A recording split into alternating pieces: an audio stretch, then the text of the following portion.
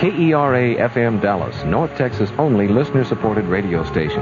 If this is your kind of station, become a member of KERA-FM. Memberships start at $15 a year. Give us a call anywhere in the Dallas-Fort Worth area at 263-KERA and join up. That's 263-KERA. Good evening. Welcome to Playhouse 90. Tonight on Playhouse 90 Old Time Radio, The Whistler. This evening's episode is A Case for Mr. Carrington. The Whistler.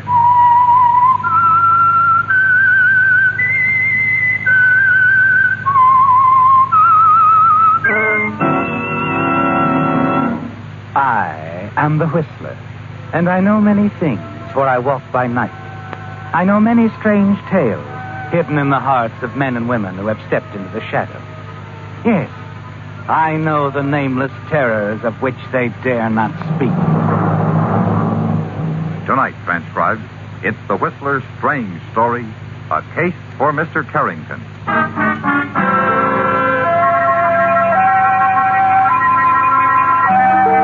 As usual, on Saturday afternoons, the veranda of the Myrtle Bank Hotel, Jamaica, was a gathering point for men in white linen suits whose only talk was of sugar 24 hours a day. But Gordon Stone, for once, wasn't thinking of sugar. The girl was too charming. The cool, wind-blown American beauty of her too irresistible. He was admitting it to himself now. This wasn't just a passing thing with a summer tourist. He was in love, and he knew it. How's the drink? Wonderful. What is it? Myrtle Bank Punch, specialty of the house. I'd enjoy it more under different circumstances. Oh, stop it, Paula. You're not going to leave Jamaica. You're going to stay. We're going to be married, and everything will be You're perfectly... wrong, Gordon. I'm sailing next week. Now, wait a minute. That's not giving me a chance. Paula, please, stick with me just a little while longer. These things can't be done in a day. It's been 3 months. It doesn't seem so complicated, Gordon. You own part of the sugar plantation. Sell it. Just like that? It would bring a lot of money. Not enough, Paula. The interests are all split up with Wakefield, his son Wade. Only 20% is mine. Are you asking me to wait You're around not being until... fair, Paula. This is no time to desert me. Why, I'm almost ready now. What do you mean? Almost ready. Why, to talk things over with old man Wakefield. Beg pardon, sir. Oh, yes? A message for you, Inspector Carrington, waiting for you at your house. Inspector Carrington. He's an old friend of Mr. Wakefield's, dear. You'd better tell the inspector that Never mind, Gordon. I must go anyway. All right, Paula. I'll get in touch with you. Goodbye. The rumble of thunder sounds overhead as you guide the car through the outskirts of town and down the road bisecting tall fields of cane on the flatland to the north. And you wonder, Gordon, if Paula knows, if she suspects there's a reason for those accidental remarks of yours, that from the moment you first saw her, Jamaica became a prison, and the tense, trapped feeling inside you began to build like the storm overhead, and that now, with her final decision to leave you, it's got to break. At your house on the plantation, you brace yourself a little as you walk in to meet your guest. Hello, Inspector. Good afternoon, Gordon. Sorry I kept you waiting. Oh, that's all right. Hated to pull you away from that charmer of yours. But it's rather important, I think. You're meeting with Wakefield this afternoon? Yes, in 10 minutes, as a matter of fact. You know, of course, that the old boy's my closest friend. Went through Cambridge together and all that. I'd hate to see anything happen. What do you mean? Well, I'd never say this to him, Gordon, but frankly, I'm quite worried about his boy Wade. I understand the two of them have almost come to blows on this Eden proposition. Wade wants to sell his interest. His father, of course, refuses to consider it. Well, it's a sort of chronic condition. Oh, it's more than that. I think I know human character, Gordon. To get to the point, I'm very much afraid that boy's liable to do something violent. You think it's that serious? Could be, easily. Wade is capable of anything. Such as? Killing his father, for example. Oh, come now, Inspector. Oh, I've seen it before, Gordon. I know that look. He's fully capable of murder. And above all, he's got the motive. Incidentally, I see you have a copy of my book on homicide investigation. Yes, I've had it for some time. It's a little out of date now. I wrote it in the 30s while I was at the Yard in London. But there's one thing in it that'll be sound as long as there are human beings, Gordon. Given the motive, 9 times out of 10 you've got the murderer. Now, Wade's got the motive, and I'm afraid... Now, don't worry, Inspector. I want you to look out for his father, Gordon. You're with him all the time, the two of you in business together and so on. Well, you needn't say anything to him, of course, but if you suspect that boy's up to anything, I want you to get in touch with my office at once.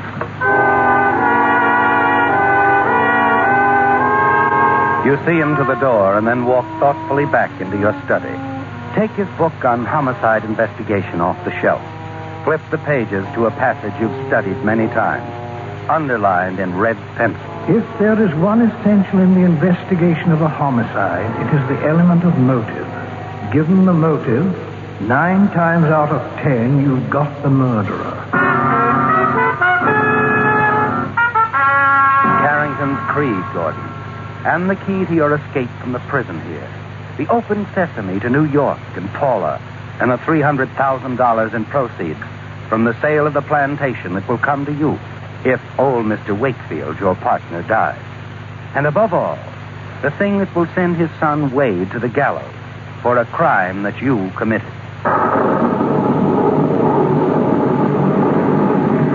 Your mind is made up now.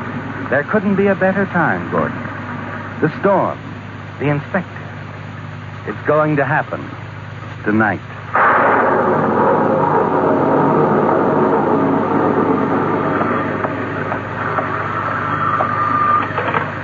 Yes? Gordon, Yes, Mr. Wakefield. Wade is here. You better get over right away. Looks like I may need some help. I see. Yes, sir. I'll be right over.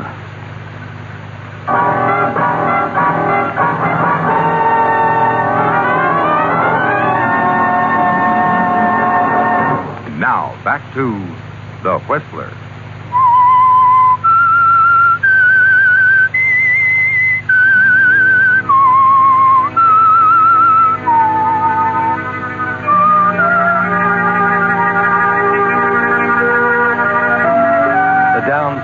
Turned the plantation road into a pair of muddy ruts as you slog in second gear toward Wakefield's big house on the high ground near the gate. And you're thinking now, Gordon, of the murder that will take place before the storm passes. Of a custom-built case for Mr. Carrington, with a motive so strong against young Wade Wakefield that he made a special trip to discuss it with you. You're thinking, too, of Paula and Fifth Avenue and dinner together at the Colony Club. And a life in which sugar is simply something you put in coffee. As usual, there is a violent argument in progress between father and son when you arrive. Question, Wade. Do you understand plain English? Of course I understand English. I was brought up on it. But I can't understand stupidity. I've operated this plantation for 30 years without your help. Easy now, Mr. Wakefield, easy. Oh, Gordon. You'd better run along, Mr. Stone. My father and I are having a private discussion. And maybe you'd better shut up. Who do you think you're Did you hear what I said? So you're going to say it once too often, old boy. When that happens, let me know. Now, what is it? Oh, the same old thing. He wants to sell his 20% to Hedden. I thought we'd settled that. Well, you were wrong. And now that you're both here, I might as well tell you. Go on. I instructed your clerk yesterday afternoon to draw up the contract. Mr. Hedden and I have already had an understanding. What? The deal, in short, is made. Wait. I'm of age, Father. It's my interest, my money, and my decision. Get out of this house. Do you hear me? Get out. Oh, no, really. Don't you think you're being a little... Get out of here before I throw you out. Well, sorry to leave the old ancestral home. Oh, if you want me, I'll be staying down at the hotel. I'm sorry, Mr. Wakefield, that this had to happen. You'll have to excuse me, Gordon. I think I'd better lie down for a while.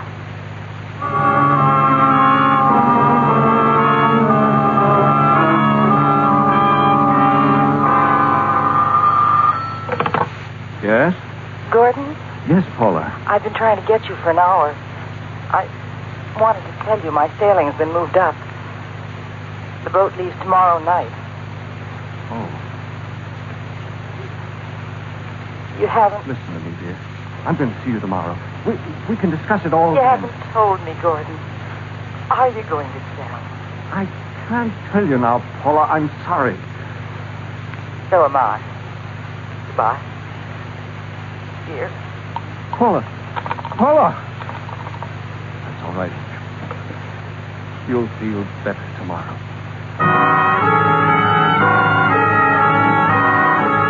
It's 3 o'clock now, Gordon. Time still to run through it once again in your mind. Time to temper your weapon. Add weight to your legendary loyalty to Mr. Wakefield. Your obvious hatred of his son. At 4, you're sitting at the bar in Wade's hotel waiting for him to appear, talking to Sid Riggs, financial editor of the Kingston Express. Oh, so the old man threw the boy out of the house, eh? I'd no idea it would go that far. You just don't know Wade. No sense, no perspective. Hates his father like poison. Wade is absolutely unprincipled. Go on, Stone. Say it. Hello, Wade. I didn't see you come in. Obviously. Not that it makes any difference. I've been waiting for you. Wait a minute, Gordon. This is no place. There'll never be a better place, Sid. Stay out of this. What's eating you, Stone? If you had any sense yourself, I'd break your neck. Now listen, You listen. I want you to get out of town. Leave your father alone. What, so the two of you can go on running the company in the same old rut, huh? Yes. If he wants it that way. What's your pitch, Stone? Where do you get off, and when? There's got to be more to it than loyalty to a stubborn old man who... Another crack like that and I'll kill you. Wait, you cut it out. Leave him alone. If it's a fight he wants, I'll give it to him. I'll call the police. You can't fight in my hotel. Now, come on, Wade. Outside. You'll feel better. But this isn't settled yet. Stone, please, Mr. Stone, don't continue it. I can't say I blame you, but the other patrons... I know. I'm sorry, Mr. Grayson. All right. It's all over. Now, there's more drinks at the bar. Come now. Perhaps if we talked in the lobby, Mr. Stone. Of course. I'm going anyway. I do hope you realize I understand your position in this. That young Wade... I know, of course. I wish he weren't staying here at all. Look, Mr. Grayson, as long as he is, you can do me a favor. Well? He upsets his father terribly. Anytime you hear that he's calling or trying to see the old man, would you let me know? Certainly. Well, thank you. And I'm really sorry about what happened in there. It's all right, Mr. Stone. Gives them something to talk about over their drinks. But I hope it won't happen again. I hope it won't be necessary. Good night, Mr. Grayson. And you know that it won't be, don't you, Gordon? Because everything is fitting into place. At 8 o'clock, you pull up in front of the house. Reach into your pocket for the copy of an old letter of agreement which you've been holding out until this very moment. You find Wakefield in his study. And as he reads the contract, you know exactly what his reaction will be. According to this, Wade can't sell out. Oh, Gordon, my boy, you're a wizard. An absolute wizard. Well, I thought there ought to be some out for you. It's just a matter of tracking this agreement down. You certainly found the answer. Wade can't make a move. He'd forgotten all this, eh? Yes, sir. Oh, will I enjoy telling that young... I wouldn't be too hard on him, sir. After all... He's got to learn. If he's ever going to be worth anything, he's got to learn. When are you going to talk to him, sir? Going to get him over here tonight. I'll have him here within the hour. You know, I thought that's what you do, Mr. Wakefield. Wouldn't you in my place? I think so, yes, sir. But there'll be words. Wade won't take this lying down. That's why I took a little liberty, sir. Oh? I told your servants to take the rest of the evening off. You and Wade will have the house to yourself. You can shout his head off. Oh, Gordon, you're wonderful. I made no mistake taking you in as a partner. The drive across the plantation to your own quarters is pleasant, isn't it, Gordon? In spite of the mounting wrath of the storm. There's a tense, expectant feeling, some nervousness, but not enough to destroy the excitement. It's going so well. If there were any doubt that Wade would come out to his father's house, it's erased. As you let yourself in and fumble across the storm-darkened room to answer your insistently ringing phone. Hello? Mr. Stone? Speaking? This is Grayson at the hotel. Mr. Stone, you asked me to call about Wade. What about him? His father telephoned a while ago from the place out there. shortly after that Wade left. I'm sure that's where he's going. I see. I hope there isn't anything to be alarmed about. But the way he rushed out of here and all... You did the right thing, Grayson. I'm glad you called. I'll get right over to the other house. I don't believe you can get there before he does, Mr. Stone. I'll do my best, Grayson. Don't worry about it. You hang up, smiling, knowing that your timing is almost perfect. But you'll have to hurry, Gordon. Wade can't leave that house before you arrive. You've got to murder Wakefield only a few moments after the two men argue and Wade drives off, heading back to town. Yes, you've got to go through with the one thing that can bring you and Paula together.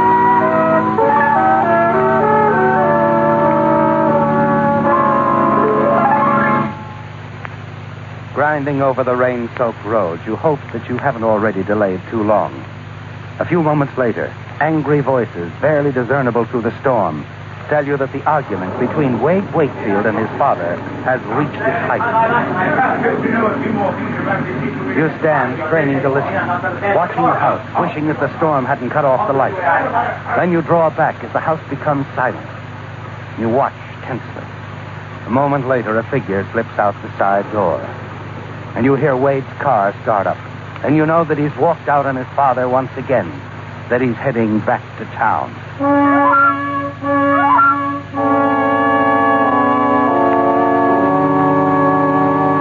It's simpler than you planned, isn't it, Gordon? Knowing the two of them so well makes it almost mechanical. You even know where to find Wakefield in the dark house. You swing onto the veranda, climb easily up to the bedroom window where he's certain to be lying down, exhausted from his own anger. You peer in cautiously.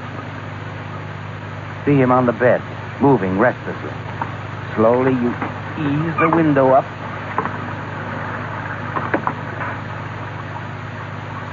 Lean into the room slightly. Take careful aim at the sleeping figure of old Mr. Wakefield on the bed.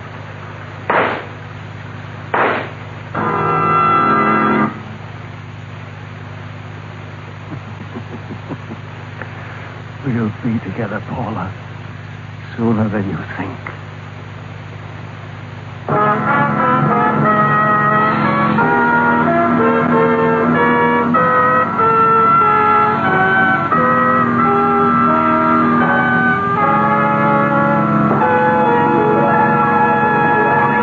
And now, back to The Whistler.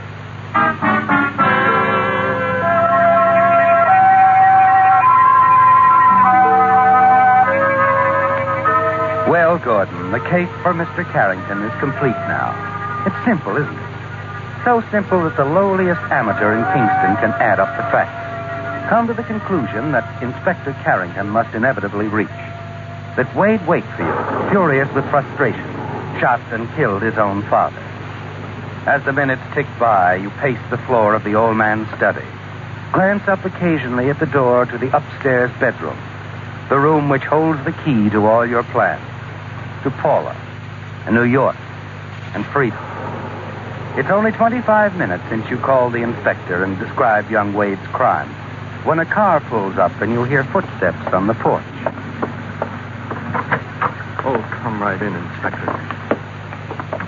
You better come with me, Gordon, upstairs. I think the door's locked. Never mind, I have the key.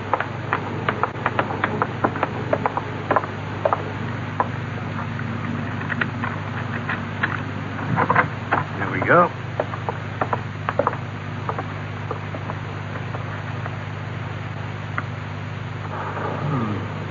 Dead, all right. Shot through the head. Yes, it's just as I told you on the phone. I saw Wade raise the gun and... A flash of lightning illuminates the room, and you get a good look at the body on the bed. Your knees buckle as it hits you. Of all the men in Kingston, Gordon, of all the men in the world, you've managed to kill the one man against whom